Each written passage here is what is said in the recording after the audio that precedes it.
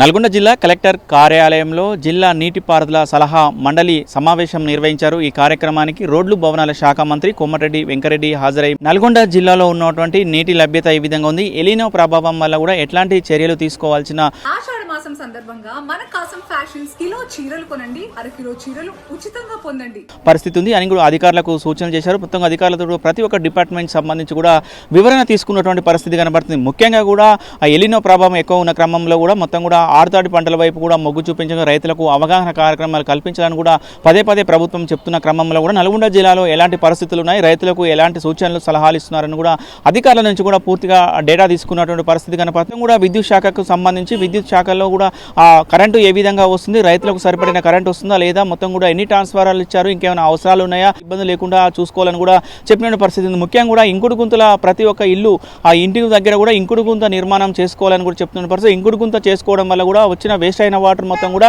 ఇంకి తర్వాత భూగర్భ జలాలు అభివృద్ధి చెందే అవకాశం ఉంటుంది. కాబట్టి ప్రతి ఒక్కరు కూడా ఇంకుడు గుంతలు ఏర్పాటు చేసుకోవాలని కూడా డిఆర్డీకి సంబంధించిన అధికారులతో కూడా సమీక్ష సమావేశం నిర్వహించిన పరిస్థితి కనబడుతుంది. మున్సిపల్ అధికారులతో కూడా ఎవరైతే కొత్త ఇండ్లు పర్మిషన్ తీసుకుంటున్నారో కొత్త ఇండ్లు పర్మిషన్ తీసుకున్న వాళ్ళు కంపల్సరీ ఇంకుడు గుంతలు పెట్టుకోవాలని సూచించారు. ఒకవేళ ఇంకుడు పెట్టుకుంటేనే ఆ ఇంటికి పర్మిషన్ ఇస్తామని కూడా ఆదేశాలు చేయాలని కూడా చెప్పినట్టు పరిస్థితి ఉంది. ప్రతి ఒక్కరు అందరూ కూడా ఇంకుడు గుంతలు ఏర్పాటు చేసుకోవాలని కూడా చెప్పినట్టు పరిస్థితి. ఏది ఏమైనా కూడా వర్షపాతం చాలా తక్కువగా ఉంటుంది కాబట్టి నల్గొండ జిల్లా రాష్ట్ర వ్యాప్తంగా కూడా వర్షభావం తక్కువ ఉంటుంది కాబట్టి నల్గొండ జిల్లాలో కూడా ఏ ఒక్క రైతు కూడా ఇబ్బంది కలగవద్దు అని కూడా చెప్పినట్టు పరిస్థితి. ఇప్పటికి ఏమైనా విద్యుత్ అందించే విధంగా కూడా చర్యలు తీసుకోవాలని కూడా విద్యుత్ శాఖ అధికారులకు చెప్పినటువంటి పరిస్థితి కనబడుతుంది. మొత్తం కూడా ఎక్కడ ఏ గ్రామానికి సంబంధించిన కానీ ఏ పట్టణానికి సంబంధించిన కానీ సబ్ స్టేషన్ల విషయంలో కూడా ఎక్కడ రాజీ పడొద్దని కూడా చెప్తున్న పరిస్థితి. నాణ్యమైన కరెంటు ఇచ్చేందుకు కూడా ఆ ట్రాన్స్ఫార్మర్లు కూడా అందుబాటులోకి ఉంచాలని కూడా ఆ అధికారులకు కూడా సూచనలు చేసినట్టు మొత్తం దీనికి సంబంధించిన రివ్యూ నిర్వహించారు. దీనికి మంత్రి మీడియాతో మాట్లాడుతున్నారు. ఈ ఎలినో ప్రభావంతో గత కొన్ని దశాబ్దాలుగా ఎప్పుడు కూడా ఇంత కరువు రాలేదు. అసలు వర్షాకాలం లాగానే లేదు. మనం ముఖ్యంగా దక్షిణ తెలంగాణలో పూర్తిగా ఇబ్బందుల్లో ఈరోజు రాబో కాలంలో ఎంత ఇబ్బంది ఉంటుందో మళ్ళా ఇప్పుడే చెప్పినట్టు సూపర్ ఎలినో సెప్టెంబర్లో ఉంటుంది అని చెప్పి మనం మ్యాప్ ద్వారా కూడా చూపించడం జరిగింది. అందుకనే దాని మీద ఇప్పటికెళ్ళే ప్రజాప్రతినిధులు అధికారులు పూర్తిగా సమయం కేటాయించి ఏ విధంగా ఎదుర్కోవాలో మ్యాక్సిమం శక్తివంతులు లేకుండా కష్టపడాలని మీ అందరికీ కూడా విజ్ఞప్తి చేస్తూ ఇందులో పాల్గొంటున్న మా మేయర్ బుర్రి చైతన్య గారు, సోదరుడు ఎమ్మెల్సీ శంకర్ నాయక్ గారు, అలాగే మార్కెట్ చైర్మన్లు, మున్సిపల్ చైర్మన్లు, అడిషనల్ కలెక్టర్ గారు, సిఈ గారు, ఇంకా వివిధ శాఖ హెడ్స్ అందరికీ ప్రత్యేకంగా మీ అందరూ కూడా ఒకటే విజ్ఞప్తి రాష్ట్ర ప్రభుత్వం తరఫున ఈరోజు ఉన్న పరిస్థితి నేను 30 ఏళ్ళుగా రాజకీయాల్లో ఎమ్మెల్యేగా ఉన్నా ఎప్పుడు చూడలేదు ఇంత కరువు పరిస్థితి. మధ్యలో కరువు వచ్చిందని పూర్తిగా అసలు ఈరోజు మనం ఇప్పుడే స్ట్రాటజీస్ చూపించిన ఆఫీసర్స్ ఎంత వరి వేసినాము, లాస్ట్ ఇయర్ ఎంత ఉండే ఈ సీజన్లో. అందుకనే మీ అందరికి కూడా ఏంటంటే ఆరుతోడి పంటలు కానీ ఈ 15కి వెళ్ళి ఈ మంత్ ఎండింగ్ వరకు వేయవలసిన పంటల మీద కనీసం ఇంకొక 33,000 ఎకరాలే మనం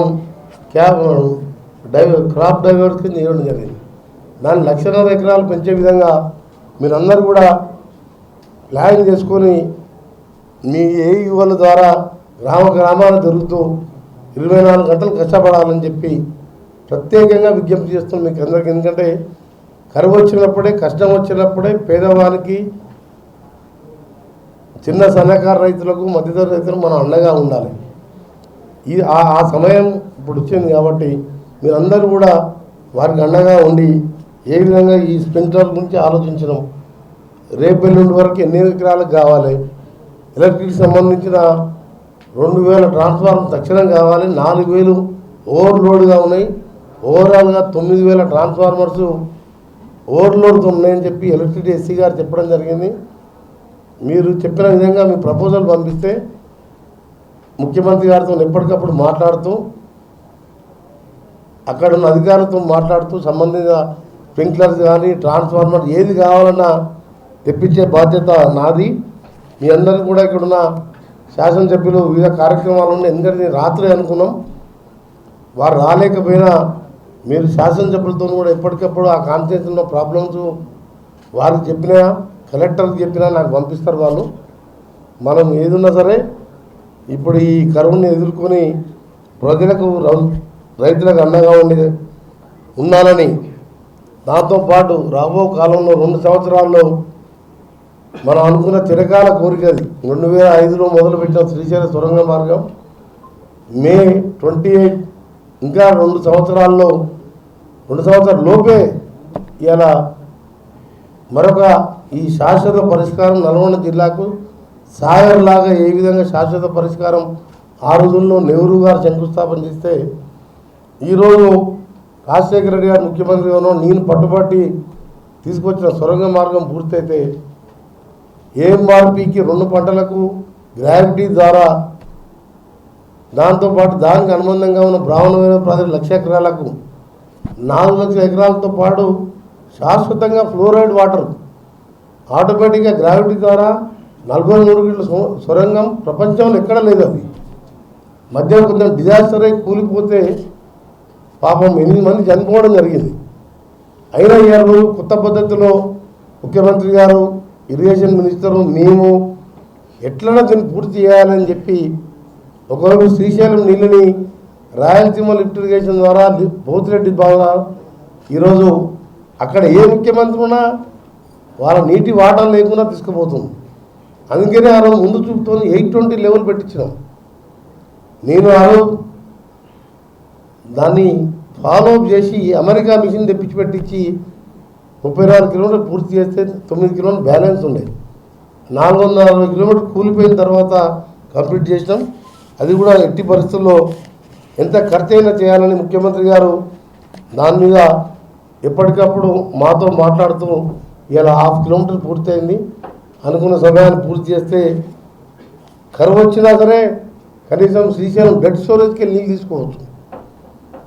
అందుకని ఈరోజు సమావేశంలో పాల్గొన్న ఆఫీసర్స్కి మీ అందరికి ప్రత్యేకంగా విజ్ఞప్తి చేస్తూ ఈ కష్టకాలంలో ప్రజలకు అండగా ఉండాలని, ప్రభుత్వ పరంగా నేను, మా శాసనసభ్యులం, ఎంపీలం, ఎమ్మెల్సీలం, కలెక్టర్ గారి నాయకత్వంలో మీరందరూ కూడా కష్టపడి పనిచేయాలని, మా మున్సిపల్ చైర్మన్స్ కానీ, మార్కెట్ చైర్మన్ కానీ ప్రతి ఒక్కరూ బాధ్యతగా కరువు వచ్చిందని భయపడకుండా ప్రజలకు ధైర్యం చెప్పే విధంగా ఉండి సలహాలు ఇస్తూ ఆరుతడి పంటలకు మళ్లించే విధంగా పనిచేయాలని కోరుకుంటూ మరొకసారి కలెక్టర్ గారికి ఈరోజు మొట్టమొదట మన జిల్లాలోనే సాగునీటి సలహా మండలి, రాష్ట్రంలో అందుబాటులో నీటి వనరులు ఏ విధంగా చేయాలి, టేలెంట్ వరకు ఎక్కడ నీళ్ళు ఇవ్వాలి, దీన్ని నీటి వృధా కాకుండా ఏం చేయాలని ఉద్దేశంతో సాగునీటి సలహా మండలి ఏర్పాటు చేసిండ్రు.